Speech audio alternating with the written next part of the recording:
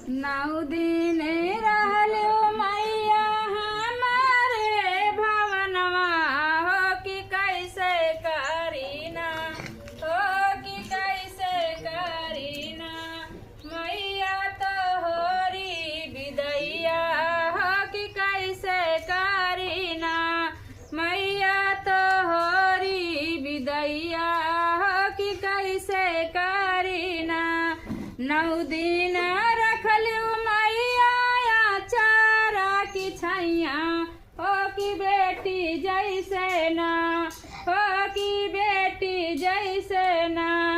मैया दहेलियू दुलरवा हो कि बेटी जैसे ना मैया दहेलियू दुलरवा हो कि बेटी जैसे ना नौ दिन भूखी हो कि कैसे जाबू ना हो कि कैसे जाबू माँ हमका छोड़ी के भवनमा हो कि कैसे जाबू ना कैसे के छोड़ी मैया तो हराया चरवा हो कि कैसे रहबै ना हो कि कैसे रहबै ना मैया अपने भवनमा नौ दिन राख्यू मैया चारा की छैया हो कि कैसे छोड़ी ना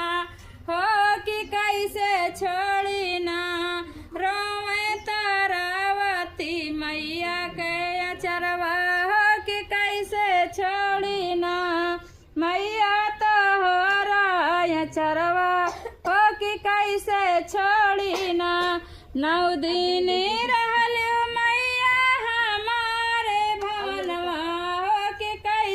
छोड़ी ना हो कि कैसे छोड़ी ना